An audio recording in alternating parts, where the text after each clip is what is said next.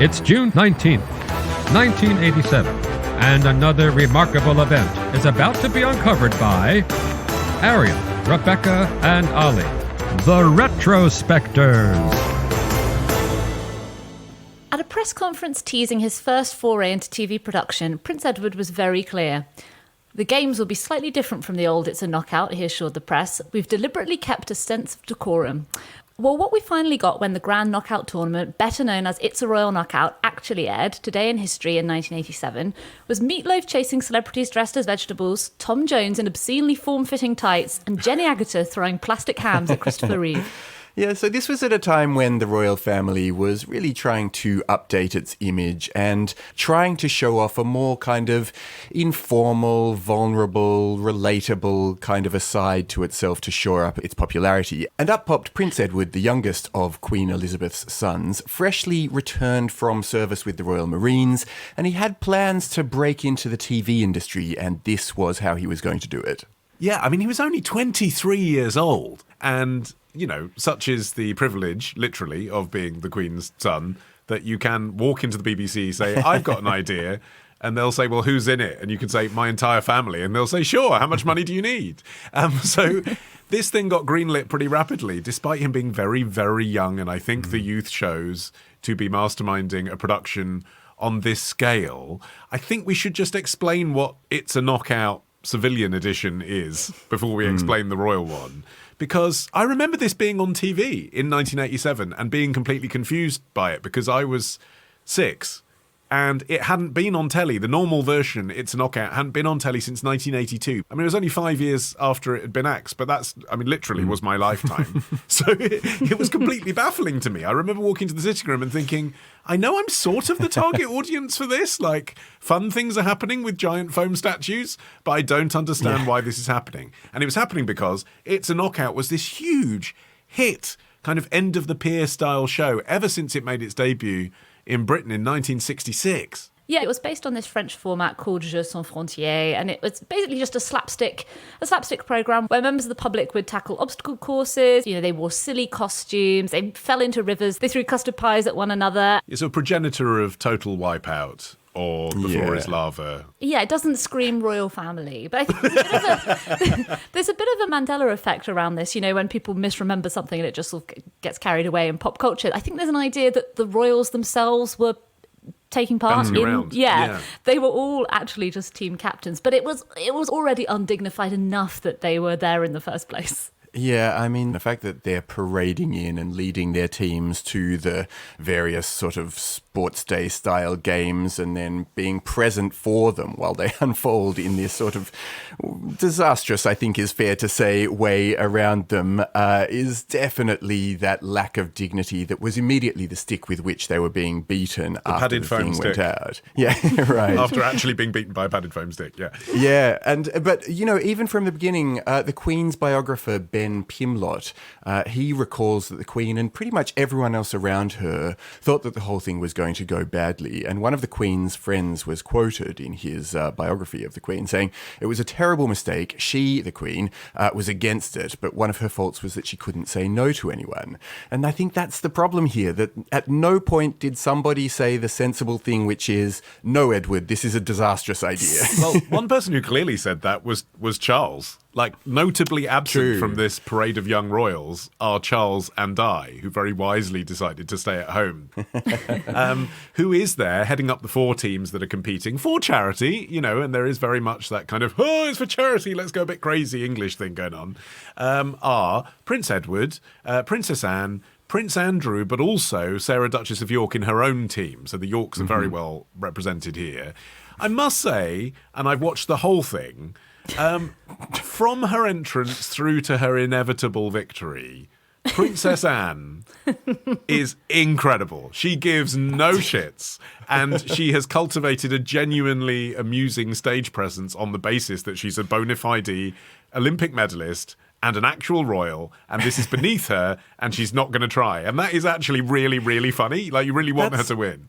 I don't think that's a stage persona. I think that was just what she actually thought. I don't think it's any coincidence at all that she's the one who's trying the least and coming off the best. You know, Yeah. Sarah Ferguson is the one who's really giving it welly and trying to get involved, and she was absolutely savaged afterwards, just for having the gall to act like she was interested in the proceedings. Yeah, there's an interesting quote from one of her memoirs, actually, where she says, quote, "I might have mugged and cheered more freely than the rest, being such a fun-loving sort. Why should I be singled out as coarse and vulgar? What of Edward and Anne and Andrew, whose lead I was following? Why should I be blamed?" Which is pretty classic Fergie, kind of the world's out to get me stuff. I mean, actually, I think Edward probably was blamed more than everyone else because it was his idea. And looking back on the footage now, you know, when it starts, I was thinking, actually, I'm not going to just jump to conclusions. This is quite fun. It starts with an ironised voiceover by Rowan Atkinson. Then Barbara Windsor comes in as Lady Knock. Then you get Les Dawson and Sue Pollard. And you're kind of thinking, okay, this is like mad seaside stuff. This might just be crazy enough to work. And it's when the royal family come in that you're like, oh, no, this is weird. I think because Rowan Atkinson is in full Blackadder mode as well, you're like, well, that is a perfect fit. It sets the tone. We've got silliness in a royal court. You've got this sort of fiberglass and foam castle behind them. Yeah, so it's a set at Alton Towers, which international listeners should note is the biggest theme park in the UK, but is also built around an actual stately home. It's really weird. And they've got like an actual historic building at Alton Towers, but they built a fake castle for it. Yeah, it does make you think this is a country with no shortage of castles to call on. Yeah, and everybody is dressed up, you know, from the celebrities to the royals to the spectators in a kind of campy, over-the-top medieval style. And again, it's like the royal theme is an obvious choice on one hand, but also the nonsensical tackiness of it all does raise uncomfortable questions ultimately about the institution of the monarchy, where you just think, don't pull on that thread. You know, you're making a mockery of royalty in general. Like, don't put that in people's heads. Also, Olly, you say Alton Towers is the biggest theme park, but don't be mistaken and think that this is like a big budget affair. Everything looks cheap.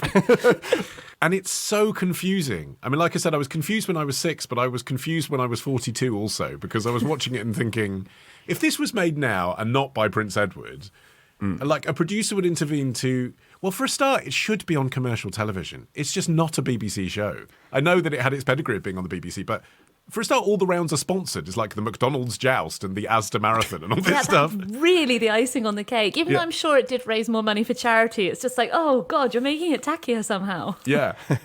And then, you know, if there were commercial breaks, you could come back off each break and actually explain with a bit of scripting, maybe a VT, you know, what charity is going to benefit and what's going to happen in the game. That's what would happen now. But this is just this epic, like 2 hour, like obviously it was a whole day's worth of activities that they've edited down into 2 hours, but it's just completely baffling. With even the crowd getting less and less enthusiastic as the day goes on. You know, you can hear actual cheers at the beginning and sort actual of mechanical cheers by the end. Yeah. But look, one thing that isn't cheap is the lineup of stars who they managed to assemble, which is nothing short of incredible. Okay, let's choose like 5 each and you won't believe these people were all at the same event. Okay, go. Okay, yeah. Don't think about it, just say. Yeah, Superman, the original Superman, Christopher Reeve, not the comic book character.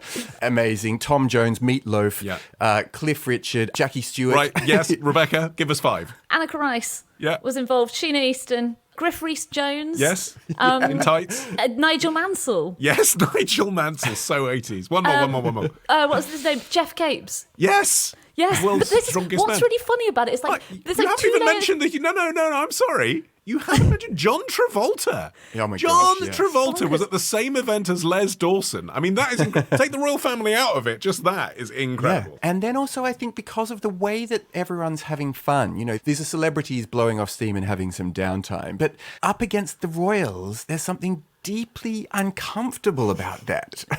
Well, I mean, ultimately it raised £1.5 million, which I was like, oh, That doesn't seem like a huge amount considering the enormous amount of backlash and damage it supposedly did to the royal brand. But 18 million people watched in the UK, making it the fourth most watched programme of 1987, and a total of 400 million people watched around the world. I mean, obviously, whether or not that's a good thing is dependent on whether you saw it as a humanising bit of fun for a good cause or the total debasement of the British monarchy. I mean, the Mirror's royal correspondent James Whittaker said, if you really had to pin down where it all went wrong, I would always point to It's a Royal Knockout. There was this defining moment that came at the very end of the show where journalists gathered into this press tent to see Prince Edward, and he asked them what should have been a fairly simple question. He said, I can only hope that you've enjoyed yourselves. Have you? But the thing was that the press hadn't been allowed to watch it, and so there was this really awkward silence because presumably no one knew what to say because they hadn't seen what had just taken place.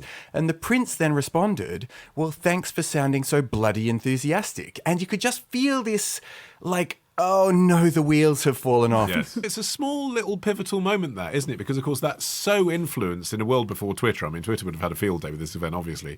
But that so influenced the coverage of the event. The papers the next day were hinting that it could be something of a disaster. That was the story. Prince Andrew flounces out of press conference when the public didn't get to see it until the Saturday night. They didn't get to see it till the edited version.